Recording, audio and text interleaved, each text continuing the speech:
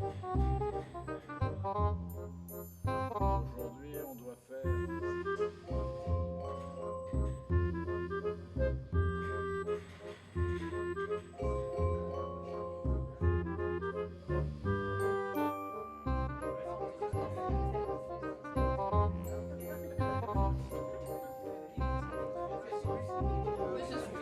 Je sais pas, je peux vous expliquer.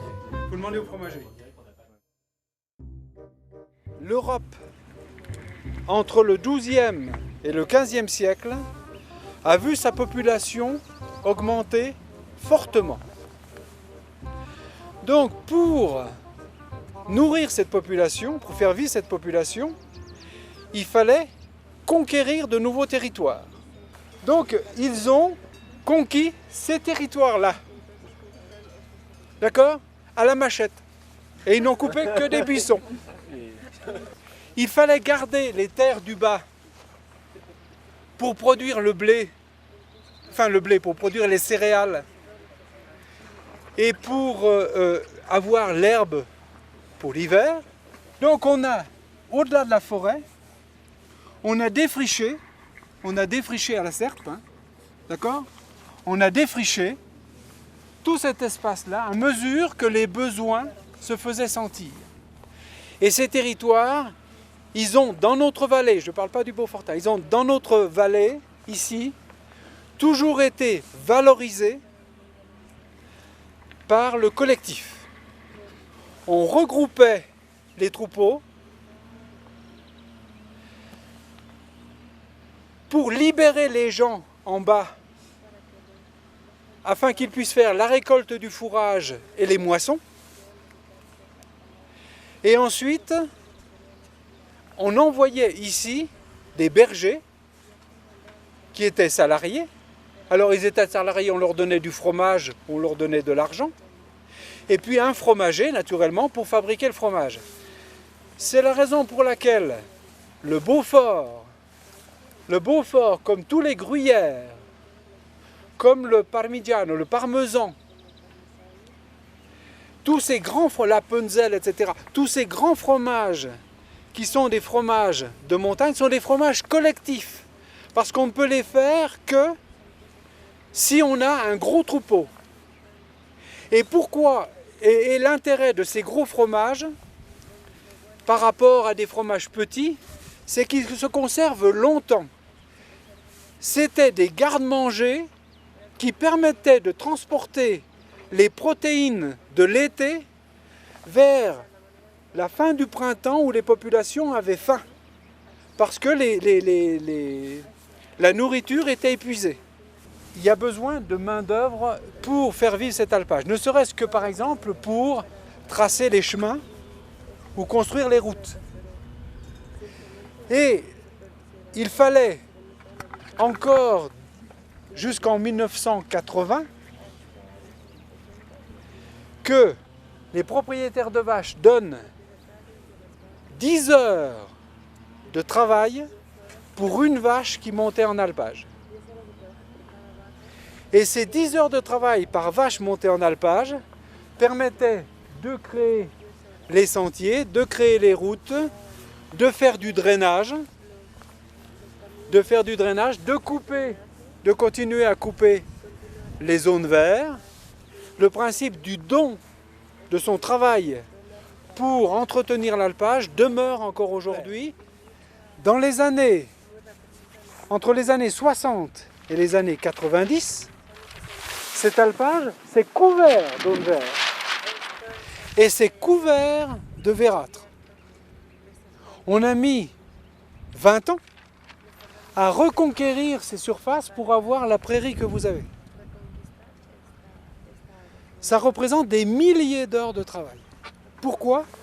Parce que entre les années 60 et les années 80, le pastoralisme sur la commune de Granier, comme dans beaucoup d'autres communes, a plongé. Il y avait 400 vaches à Granier dans les années 50, il y en avait 120 en 1980.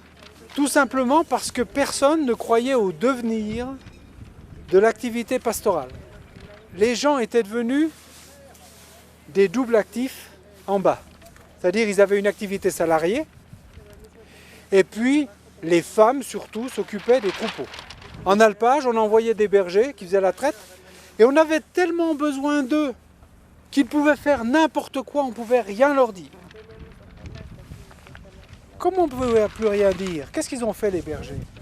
Ils ont mis les troupeaux dans ces plateaux-là, à côté, si bien que pour porter le lait, c'était à côté. Ils étaient tranquilles. Le soir, au lieu d'attacher les vaches là-haut, on les attachait là. On allait dormir plus tôt. Le matin, c'était plus près, on se levait plus tard.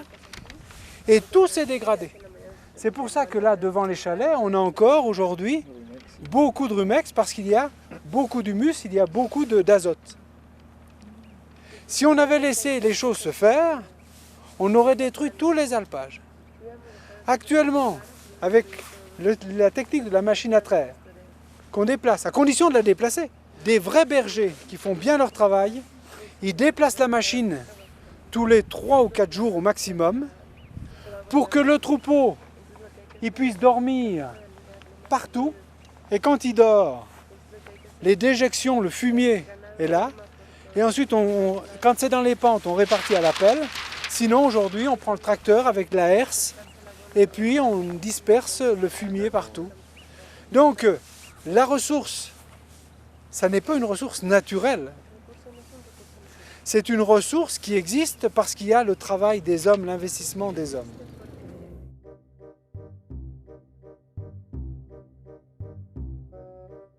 On peut dire qu'aujourd'hui, les 2 AOC les plus élaborés de France, c'est probablement le Comté, qui est un fromage, qui est un des gruyères français, qui est un fromage sur le massif du Jura, disons, et le Beaufort.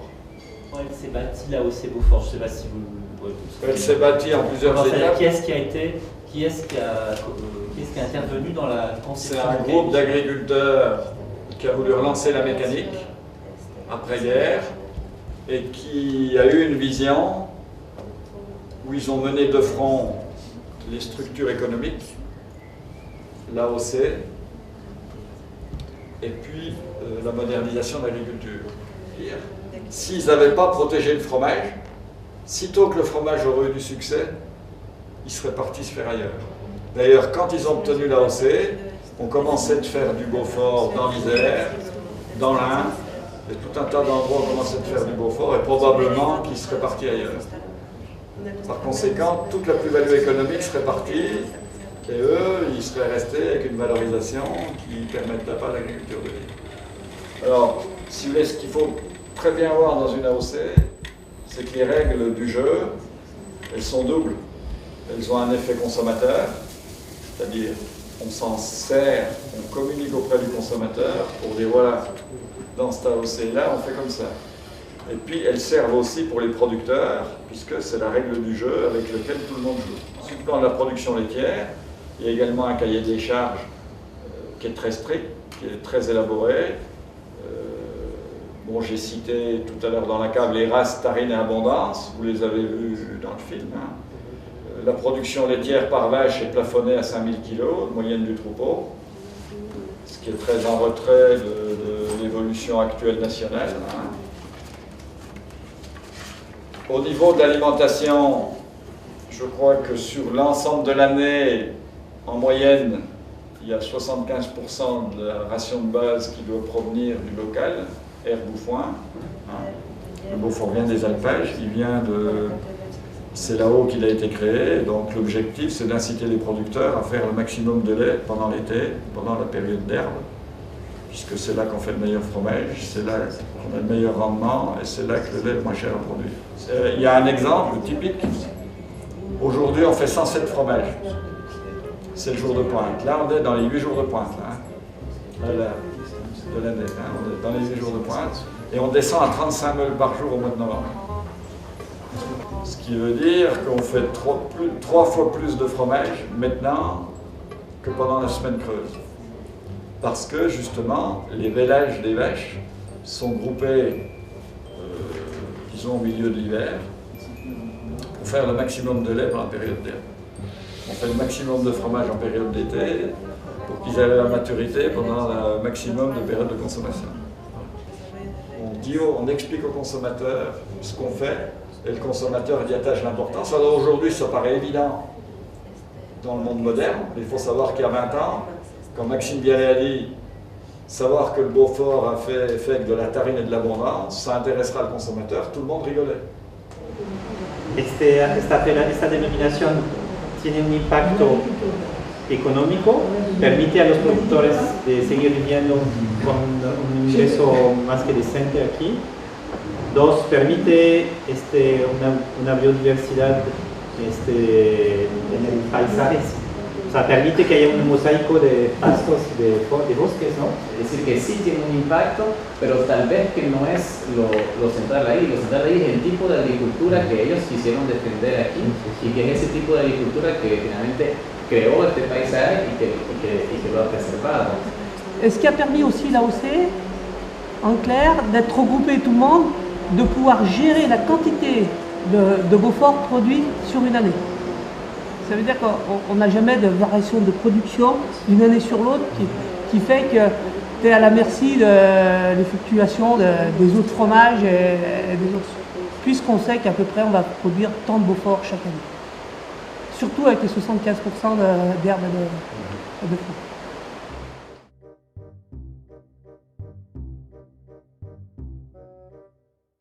Il y a deux types d'organisation de l'alpage. Il y a des organisations collectives. L'organisation elle est sur la commune. La commune est propriétaire d'un alpage. Par exemple, c'est le cas en Haute-Tarentaise et en Moyenne-Tarentaise. La commune est propriétaire d'un alpage. Toutes les vaches de la commune vont sur l'alpage de la commune. Elles sont gérées par une société d'agriculteurs de la commune pendant l'alpage. Donc c'est une espèce de coopérative de production.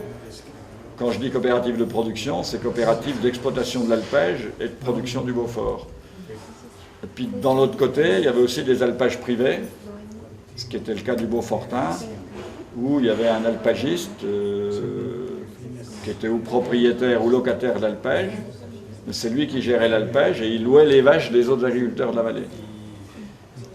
Donc il y a un groupe qui est chargé de gérer l'alpage.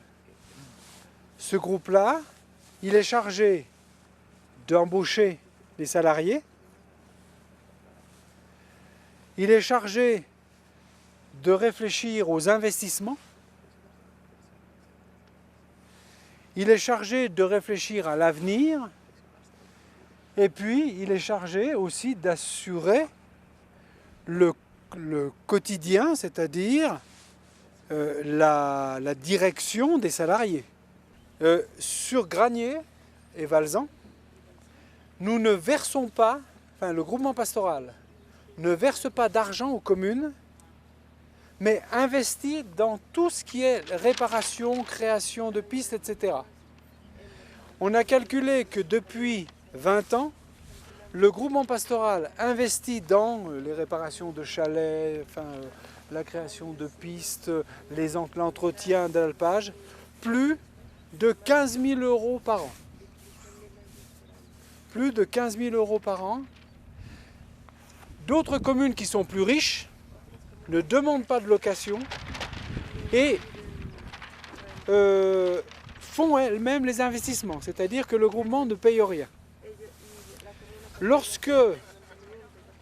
Souvent parce que les propriétaires de vaches sont en grande partie des gens de cette commune, de la commune en question. Par contre, certaines communes où il n'y a plus de vaches louent leur alpage à soit un groupement pastoral qui vient d'ailleurs, soit un privé. Et au niveau de la location, ça varie en fonction surtout de la valeur de l'alpage et des exigences du propriétaire. Mais ça se situe en moyenne à 7 500 € par an. Alors, le rapport avec les municipalités propriétaires, enfin avec les communes propriétaires, dépendent des municipalités. C'est-à-dire que si les élus réfléchissent au système en disant ils n'exploitent pas nos propriétés, mais ils les valorisent. La présence du troupeau, la présence de ces hommes, de ces femmes qui travaillent sur l'alpage, c'est une valeur ajoutée que chaque année on donne à notre patrimoine. Ceux-là, ils disent, on ne va rien leur demander parce qu'ils nous apportent déjà. Si c'est une municipalité qui dit « Ouais, mais ils gagnent des sous sur l'alpage, c'est eux qui en profitent, nous on n'en profite pas, il nous tombe rien, et puis ça va nous coûter du pognon, de l'argent. » Eh bien, ceux-là, ils vont demander une location maximale qui va faire qu'au bout d'un certain temps, économiquement, ce sera plus viable.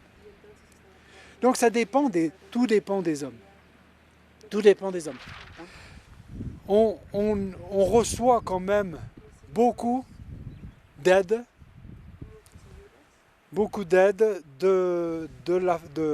du département, de la région, de l'État et de l'Europe.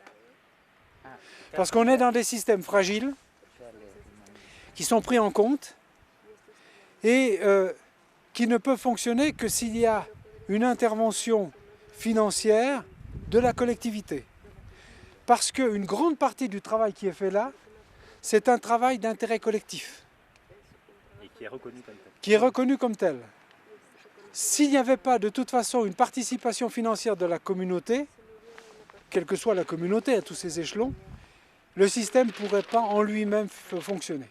En una lógica capitalista siempre se busca pagar lo menos para tener más ganancias. Acá no hay una preocupación de que se le paga como trabajador, pero se le paga lo justo, ¿no? Hay un equilibrio económico ahí entre esta relación. Hay un equilibrio entre la ganadería y la forestería, ¿no? Entre el bosque y el ganado, de tal forma que no haya un aspecto destructivo de uno para el otro, ¿no? Allá en América Latina, ganado significa erosión, significa destrucción del medio ambiente, ¿no? Incluso los ecologistas luchan contra la ganadería de todo tipo, desde caprinos hasta vacas, ¿no?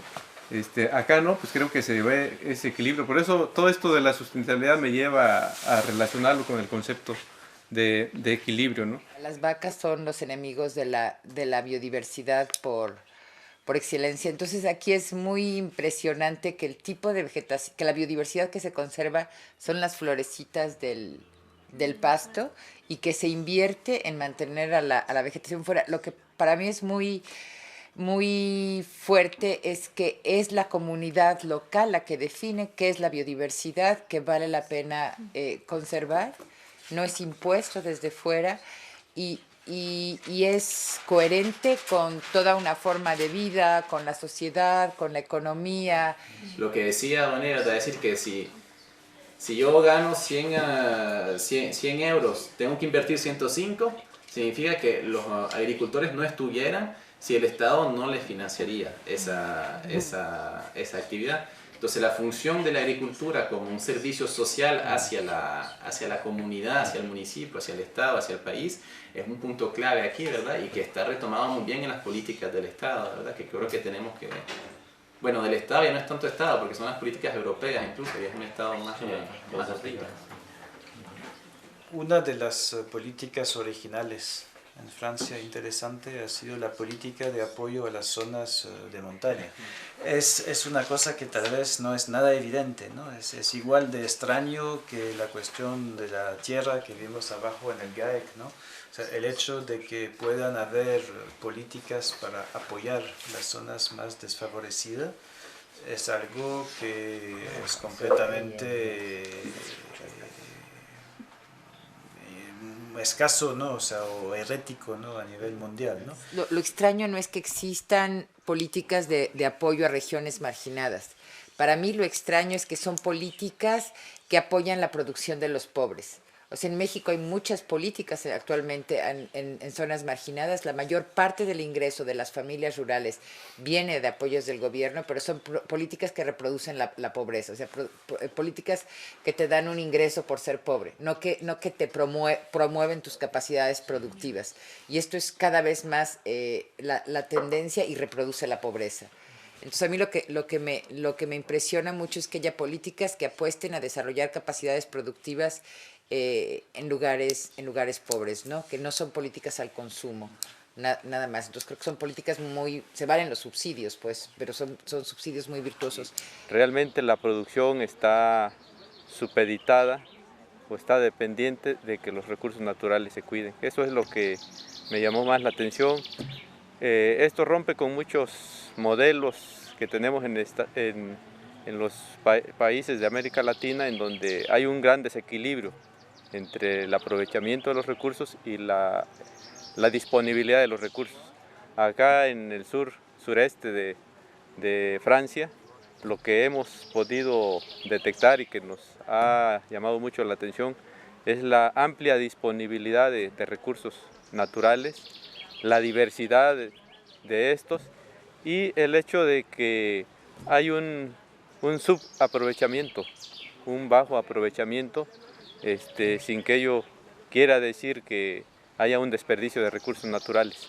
Hay una planificación del uso de los recursos naturales de tal forma que se garantice el aprovechamiento para la generación actual y se garantice su conservación para las generaciones venideras. Pues esto es una expresión clara de lo que es la sustentabilidad y la relación entre los recursos naturales y las sociedades humanas. Fue lo más interesante que pude yo percibir en este recorrido.